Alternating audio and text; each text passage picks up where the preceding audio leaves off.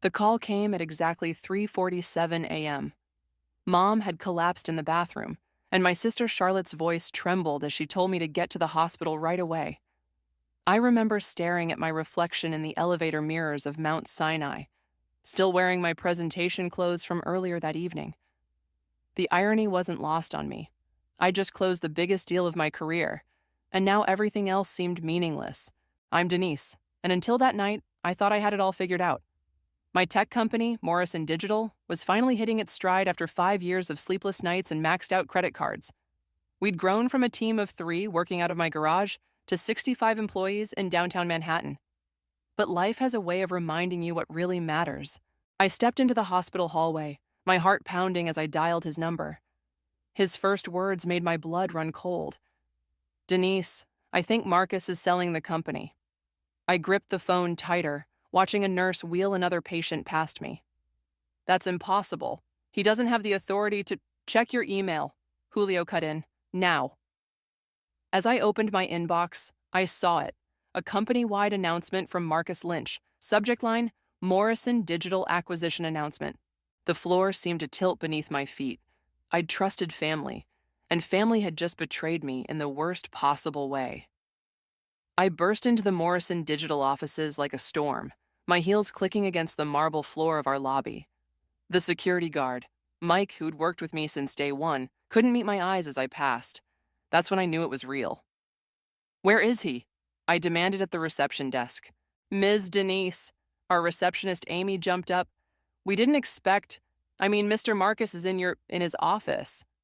My office, my company, my life's work. I didn't bother knocking. Marcus sat behind my desk, my grandfather's restored mahogany desk, looking perfectly at ease in his tailored suit. He barely glanced up from his laptop. "Ah, Denise, I was wondering when you'd show up." "What have you done?" My voice came out surprisingly steady despite the rage burning in my chest. He finally looked at me, his lips curving into that smug smile I'd always ignored for Charlotte's sake. "I made a strategic business decision. The acquisition will be finalized next week. The shareholders are thrilled." "You had no right—" "Actually," he cut in, pulling out a document from his drawer, "I had every right. Remember this?" He slid the paper across the desk. "You signed full temporary executive powers over to me, including, as clearly stated in Section 4.3, the authority to negotiate potential sales or mergers." I snatched up the document, scanning the fine print I'd foolishly skimmed while rushing to get to Mom's bedside. He was right. I'd signed away everything. "How much?" I demanded. "The deal values the company at $47 million. He leaned back, looking pleased with himself. "Quite a nice return on investment, wouldn't you say?" "It's worth 3 times that." I slammed my hands on the desk.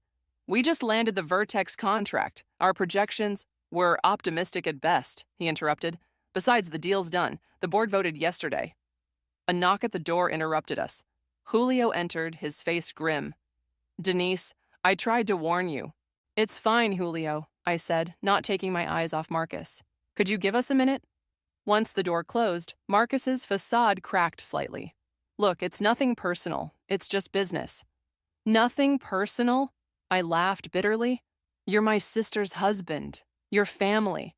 I trusted you to protect what I built while I took care of our mother, your mother-in-law." He shrugged. "The market's volatile. This was the smart play." "Who bought us?" "That's confidential until the announcement." I turned to leave, then stopped. "Does Charlotte know?" His silence was answer enough. In the hallway, Julio was waiting with Christine. Their faces showed a mix of anger and sympathy that made my throat tight. "Come to my place tonight," Christine whispered. "We need to talk." Back at the hospital, I found Charlotte sitting with Mom, who was finally sleeping peacefully. My sister took one look at my face and knew. "What did he do?" she asked quietly. I told her everything. She listened in silence, tears streaming down her face. "I had no idea," she whispered. "I swear, Denise, he never said anything." "I know." I hugged her tightly. "This isn't your fault." That evening, I drove to Christine's apartment, my mind racing with possibilities for fighting back. But when she opened her door, I wasn't prepared for who else was there. Julio sat at Christine's dining table with a stack of files. Next to him was Allison, one of our top project managers. But it was the man standing by the window that made me freeze. Cruz Kennedy, my oldest friend turned fierce competitor. We hadn't spoken in years, not since that disastrous attempt to merge our companies had ended in a very public falling out. "Hello, Denise," he said softly. "I heard you could use some help taking down Marcus Lynch." "She's stable now," the doctor said, his words echoing in the sterile hallway. "But the cancer has spread more aggressively than we initially thought. She'll need round-the-clock care for the next few months." Charlotte grabbed my hand, squeezing it tight. Her husband Marcus stood behind her, his face a mask of concern. "I'd take care of her myself," Charlotte whispered, "but with the twins—" "I know," I said, squeezing back. "I'll do it." Christine closed the door behind me. "Before you say no, hear us out. We found something interesting in these files." Julio slid a document across the table. "Marcus has been planning this for months. Look at the dates on these emails." I scanned the correspondence, my hands shaking with fury. He'd started negotiating the sale just 2 weeks after I left. "There's more," Allison added. "He's been siphoning company resources into his own ventures for weeks. I've been tracking the irregularities." "The question is," Cruz said, moving closer, "what are you going to do about it?" I looked up at my unlikely allies, a plan already forming in my mind. "I'm going to take everything from him," I said, "just like he took everything from me." Cruz smiled, that dangerous smile I remembered so well. "That's exactly what I was hoping you'd say." "Marcus's company is vulnerable," Cruz explained, spreading documents across Christine's dining table. "He's been so focused on stealing your company that he's neglected his own. His board is unhappy, and his biggest clients are getting restless." I studied the financial reports Julio had somehow obtained. "These numbers don't make sense. Where's all the money going?" "That's the interesting part," Allison chimed in, pulling up spreadsheets on her laptop. "He's been investing heavily in crypto and some questionable offshore ventures. Classic signs of someone trying to hide money." "Or someone preparing to run," Christine added. Cruz leaned forward, his eyes intense. "Here's what you need to know, Denise. Marcus's company is worth roughly $80 million, but its stock is undervalued. With the right strategy, we could acquire it for less than what he's getting for Morrison Digital." "And how exactly would I afford that?" I asked bitterly. "He's taken everything." "You have me," Cruz said simply, "and my resources." I raised an eyebrow. "Last time we tried working together, it ended with you threatening to sue me." "That was business," he shrugged. "This is personal. Marcus has been a thorn in my side for years. Taking him down would be satisfying." "We'd need to move fast," Julio interrupted, "before he realizes what's happening." Christine touched my arm. "There's something else you should know. I've been talking to some of Marcus's employees. They're miserable. He's cut benefits, frozen salaries, and created a toxic work environment. They'd jump ship in a heartbeat for the right opportunity." My phone buzzed. A text from Charlotte. "He's asking questions about your meeting with Cruz. Be careful."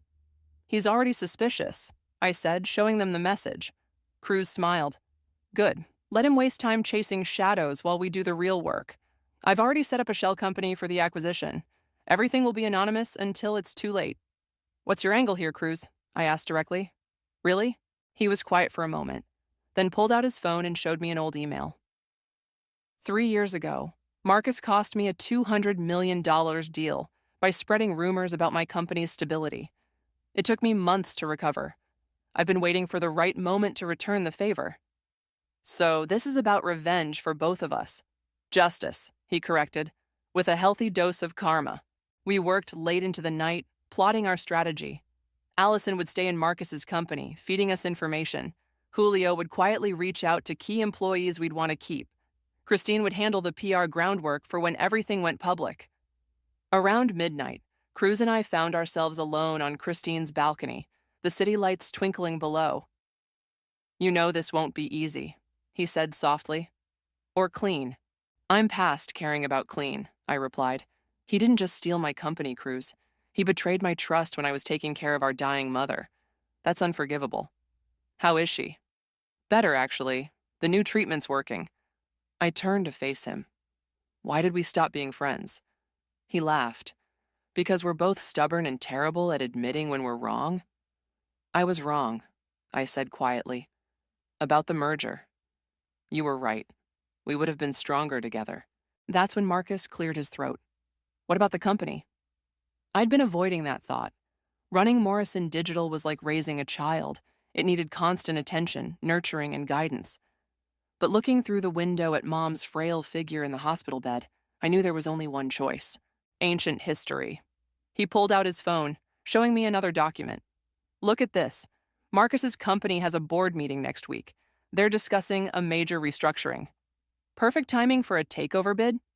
Exactly, but we'll need to move fast. He hesitated. There's one more thing. Your sister... Charlotte knows what we're planning, I assured him. She's the one who told me about the board meeting. Just then, my phone rang. It was Marcus. Put it on speaker, Cruz whispered. Hello, Marcus. Had an interesting dinner with some investors tonight, he said, his voice dripping with false casualness. They mentioned seeing you with Cruz Kennedy. Anything I should know? Just catching up with an old friend, I replied smoothly. Why, feeling nervous? Don't play games, Denise. Whatever you're planning. Like you planned to steal my company while I was caring for our mother. Goodbye, Marcus. I hung up, my hands shaking slightly. He's scared, Cruz observed. Good. Fear makes people sloppy. How soon can we move? He checked his watch. Give me 48 hours to get the financing in place. Then we go all in. I looked out at the city, thinking of all the nights I'd spent building my company, all the sacrifices, all the dreams. Marcus had taken that from me.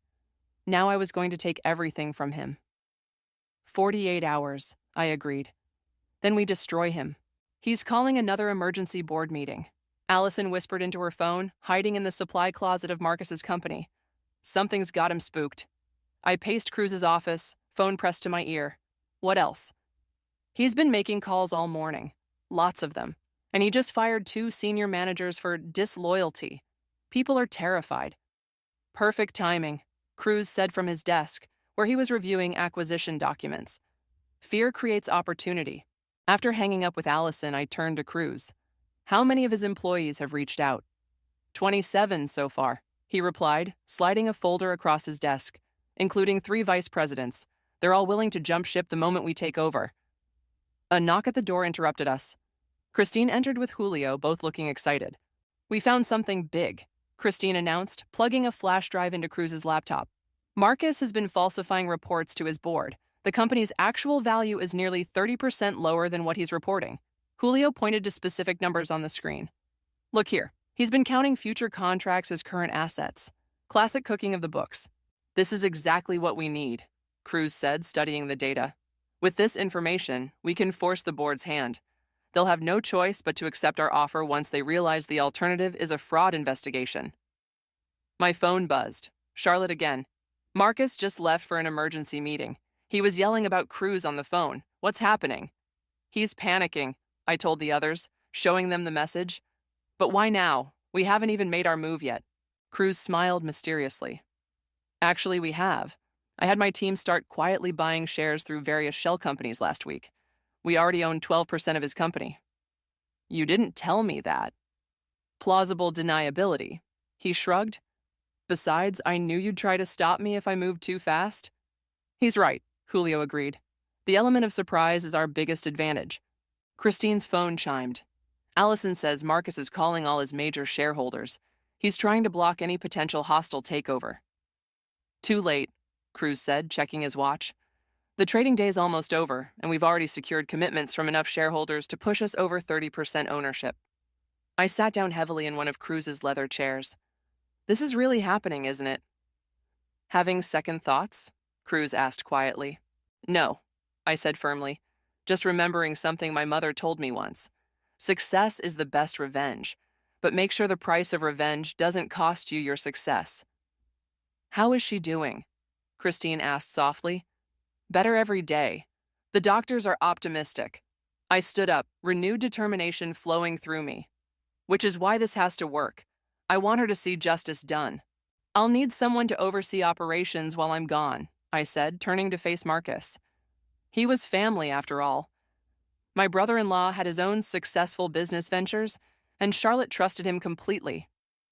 Would you consider stepping in temporarily? His eyes lit up, though he tried to hide it. Of course, anything for family. I'll make sure everything runs smoothly. Julio's phone buzzed this time. It's happening. Marcus just announced layoffs. 20% of the workforce effective immediately. He's trying to cut costs to make the company look more profitable, Cruz explained. Classic desperate move. Those poor people, Christine muttered. Not poor for long, I said. Call everyone on our contact list. Tell them to be ready. Once we take over, they'll all have positions waiting for them, with better pay and benefits. Cruz nodded approvingly. This is why you're better at this than Marcus. You understand that companies are built on people, not just profits. Another knock at the door. This time it was Charlotte, looking pale but determined. I just left Marcus at his office, she said. He's completely unraveled. He knows something's coming, but he can't figure out what. He actually accused me of spying for you. Are you okay? I asked, hugging her. I'm fine, but I found these in his home office. She pulled out a stack of papers. They're records of all the money he's been moving offshore. Millions of dollars, Denise. Some of it from your company. Cruz took the documents, his eyes widening as he read. This is better than we hoped. With this evidence, we can force an immediate board vote. Do it, I said firmly. He picked up his phone, dialing quickly. Janet, call the board members. Emergency meeting tomorrow morning. Tell them we have evidence of serious financial misconduct. Yes, all of it documented. As Cruz handled the calls, I looked around at my unlikely team, my sister, my old friend, my loyal employees, all united in this cause. Tomorrow morning, Cruz announced, hanging up. 9 a.m. The board will vote on our acquisition offer. And with this evidence, he held up Charlotte's documents. They'll have no choice but to accept. I checked my phone one last time. A message from Allison. Marcus just left the office. He looks destroyed.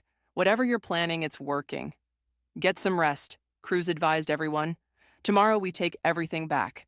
The boardroom of Marcus's company felt like a powder keg waiting to explode. I sat between Cruz and Christine, watching Marcus pace at the head of the table. His usual polished appearance was noticeably disheveled, his tie slightly askew, dark circles under his eyes. This meeting is unnecessary, Marcus announced, his voice strained. Our company is performing exceptionally well. Is it? One of the board members, an elderly woman named Patricia, interrupted, because these documents suggest otherwise. She held up the file Cruz's team had distributed minutes earlier. Those numbers are, Marcus started. Accurate, Cruz cut in smoothly, standing up. And there's more. We've uncovered evidence of systematic financial misconduct, including unauthorized offshore transfers and falsified earnings reports. The board members began murmuring among themselves. I could see the color draining from Marcus's face. Who exactly are you to make these accusations? Marcus demanded. Cruz smiled. As of this morning, our investment group owns 34% of your company's shares, and we're here to present an acquisition offer. This is ridiculous, Marcus sputtered. You can't. Actually, we can, I said, standing up beside Cruz. And we have proof of every illegal transaction you've made in the past 6 months, including the money you embezzled from Morrison Digital. Marcus's eyes widened as he finally understood. You're behind this? Karma's a bitter pill, isn't it? I kept my voice steady, professional. Now, shall we discuss the terms of our offer? The next 2 hours were a blur of presentations, questions, and increasingly heated discussions. Cruz laid out our proposal while I watched Marcus slowly crumble. Every time he tried to object, another board member would point to another damning piece of evidence. This is the best option for everyone, Cruz explained. Our offer is fair, considering the company's actual value, and we're prepared to protect all current employees' positions. The next morning, I called an emergency meeting with my executive team. Julio, my head of operations, looked particularly concerned. 3 months is a long time, Denise. Are you sure about this? Marcus knows what he's doing, I assured them, though something in my gut twisted as I said it. He'll consult me on any major decisions. Nothing will change. Except yours, of course, I added, looking directly at Marcus. Patricia cleared her throat. I move that we vote on the acquisition offer immediately. I second that motion, another board member quickly added. Marcus made one last desperate attempt. You can't trust them. This is a personal vendetta. Denise is just angry about... About you stealing my company while I was caring for my dying mother? I interrupted. Yes, I am. But this isn't about anger, Marcus. This is about justice. The vote was unanimous. Marcus stood frozen as his board members signed the preliminary acquisition agreement one by one. You'll be hearing from my lawyers, he threatened weakly. I look forward to it, Cruz replied. I'm sure they'll be very interested in these offshore account records. As the board members filed out, Allison slipped into the room. The employees are gathering in the main conference room as requested. Perfect timing, I said. Ready to address your new team? Cruz gestured to the door. Ladies first. The main conference room was packed with nervous employees. I recognized many faces from my research. Talented people Marcus had undervalued and mistreated. Good morning, I began, standing at the front of the room. My name is Denise, and as of 15 minutes ago, I'm your new CEO. The room erupted in whispers. I know many of you are worried about your jobs. Don't be. Not only are all positions secure, but we're also reinstating the benefits Marcus cut and reviewing all salaries to ensure fair compensation. The tension in the room visibly lifted. One more thing, I continued. We're implementing an employee stock ownership program. Everyone in this room will have the opportunity to own a piece of this company's future success. The whispers turned to murmurs of approval. Ms. Denise? A young programmer raised his hand. What about our current projects? All viable projects will continue, Cruz answered from beside me, but with proper resources and support this time. After the announcement, Christine pulled me aside. Marcus is in his office packing his things. Charlotte's with him. I found them in what used to be Marcus's corner office. Charlotte stood by the window while Marcus shoved items into a box. Come to gloat? He snapped when he saw me. No, I replied calmly. I came to give you this. I handed him an envelope. He opened it, his hands shaking slightly. What is this? A chance to avoid prosecution, I explained. Sign over any remaining claims to Morrison Digital, and we won't pursue legal action for the fraud. Charlotte turned from the window. Take the deal, Marcus. It's more than you deserve. He looked between us, defeat finally settling over his features. Without a word, he signed the papers. As he walked past me toward the door, he paused. You've destroyed everything I built. No, Marcus, you did that yourself. I just finished what you started. After he left, Charlotte hugged me tightly. It's really over? Almost, I said, looking around at what would soon be my new office. We still have to rebuild, but this time, we'll do it right. He's been spotted at the airport, Julio reported, bursting into my new office. Private terminal. I looked up from the stack of financial records I'd been reviewing. Is he alone? No, he's with some guy in a suit. Looks like a lawyer. Cruz, who'd been reviewing contracts at my conference table, immediately pulled out his phone. I'll alert our legal team. He's probably trying to move the offshore money. Too late, Christine said, walking in with her laptop. I just got confirmation from our banking contacts. The accounts are frozen pending investigation. I should have felt triumphant. Instead, a strange heaviness settled in my chest. Has anyone heard from Charlotte? She's at your mom's, Christine replied softly. Said she needed some time? My phone buzzed, a text from an unknown number. You'll regret this. Watch your back, M. Cruz read the message over my shoulder and immediately called security. Double the guards at all entrances and get someone to trace that number. He's desperate, I said, trying to keep my voice steady. Desperate people do stupid things. Ms. Denise? Allison appeared at the door. The development team is waiting for the project review meeting. Right. I stood up, straightening my jacket. Back to actually running a company. The meeting room was packed with developers, all looking nervous but hopeful. As I listened to their project presentations, I couldn't help but notice how many good ideas Marcus had shot down. After the meeting, Christine, my closest friend on the board, pulled me aside. I don't trust him, she said bluntly. Something about Marcus has always felt off. I sighed, gathering papers from the conference table. He's family, Christine. What's the worst that could happen? Just be careful, she warned. Keep tabs on things. This mobile payment system, I pointed to one proposal. Why wasn't this implemented? A young developer named Sarah raised her hand.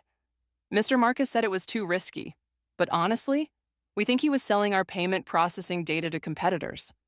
More evidence of Marcus's betrayals. The list kept growing. Halfway through the meeting, Cruz slipped me a note. Marcus boarded a flight to Cayman Islands. Legal team en route to intercept. I managed to keep my focus on the presentations, but my mind was racing. What else had Marcus done that we hadn't discovered yet? After the meeting, I found Julio waiting with more news. We found something in the server logs. Marcus accessed sensitive client data last night, downloaded everything. Get it to revoke all his access immediately, I ordered, and contact every client on that list. They need to know their data might be compromised. Already done, he assured me. But there's something else. Remember that crypto investment we couldn't trace? It was used to buy shares in our biggest competitor. I leaned against my desk, the pieces clicking together. He's trying to orchestrate a counterattack. That's not all, Christine added, walking in with a stack of papers. Look at these emails we recovered. He's been in contact with several board members from Morrison Digital, promising them positions if he regains control. Can he do that? Julio asked. Cruz shook his head. Not legally, but he could cause enough chaos to tank both companies' stock prices. My phone rang. Charlotte. Denise, her voice was shaking. Marcus just called Mom. He told her everything. About stealing the company, about the fraud, everything. He's trying to turn her against you. I gripped the phone tighter. How did she take it? She wants to see you. Now. The drive to the hospital felt endless. I found Mom sitting up in bed, looking stronger than she had in weeks. Charlotte sat beside her, holding her hand. Is it true? Mom asked as I entered. Everything Marcus said? I took a deep breath. About what he did to my company? Yes. About what I did in response? Probably not. He said you destroyed him out of spite. I took back what he stole, I corrected, and stopped him from hurting more people. Mom was quiet for a moment. Your father always said revenge was a poison that kills the holder first. This isn't just about revenge, I insisted. It's about justice, about protecting people's jobs, their futures. And your soul? She asked softly. What's this doing to that? Before I could answer, my phone buzzed with an urgent message from Cruz. Marcus just leaked confidential client data to the press. Stock is dropping. Get back here now. I have to go, I said, already heading for the door. Denise, Mom called after me.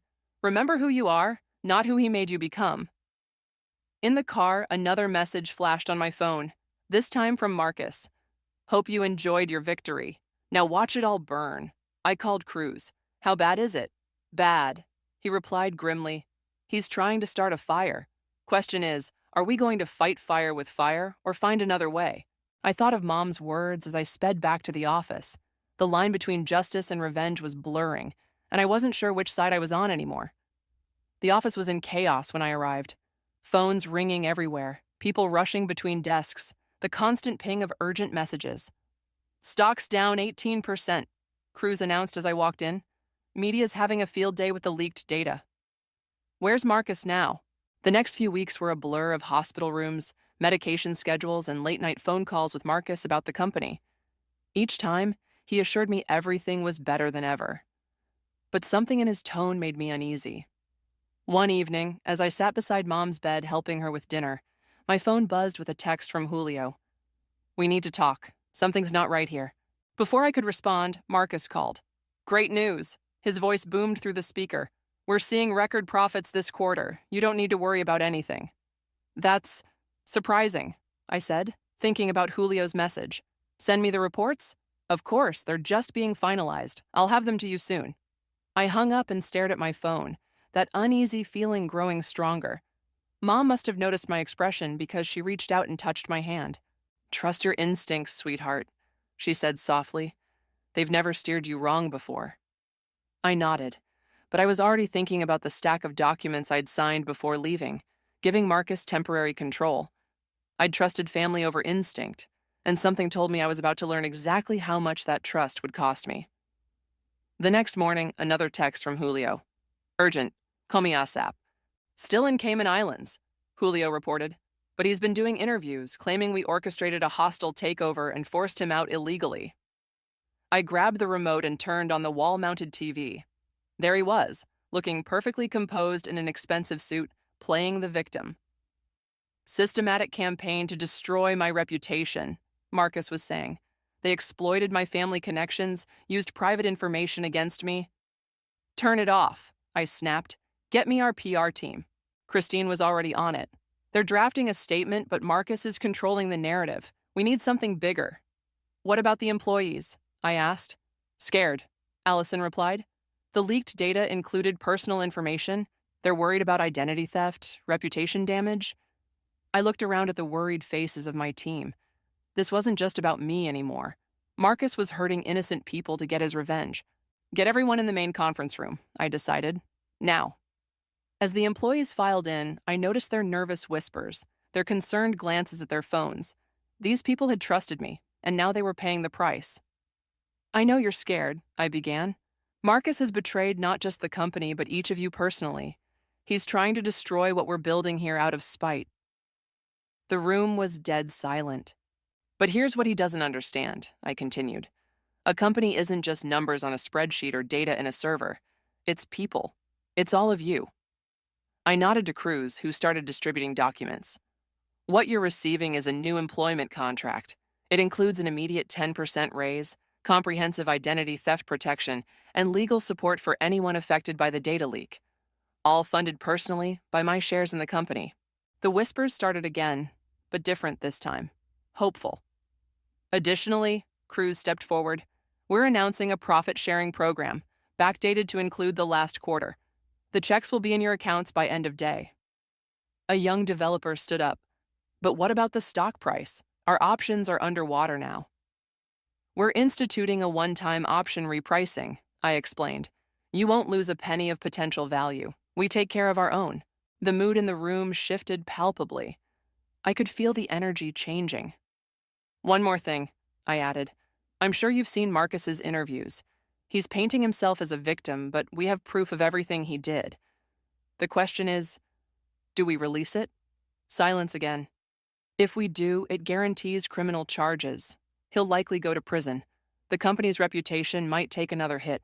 If we don't, we focus on rebuilding, on proving him wrong through our success. It's your call, Cruz said quietly. But whatever you decide, we're behind you. I thought about Mom's words about revenge and poison, about Marcus's desperate attempts to hurt more people. Get me a microphone, I said. We're doing a live stream, right now. 20 minutes later, I sat in front of a camera, facing not just our employees, but thousands of viewers online. My name is Denise, and I want to tell you a story about trust, betrayal, and choices. I laid it all out, every detail of what Marcus had done, backed up with documents displayed on screen. But I also talked about the employees he'd hurt, the lives he'd disrupted. We could release proof of criminal activity right now, I said, looking directly into the camera. But we won't, because unlike Marcus, we understand that business isn't about destruction. It's about creation, about building something meaningful. The viewer count kept climbing. So Marcus, if you're watching, keep your interviews. Keep trying to burn it all down. We'll be here, building it back up, stronger than ever. I announced our new employee programs, our commitment to ethical business practices, our plans for growth. The stock price started ticking up in real time as I spoke.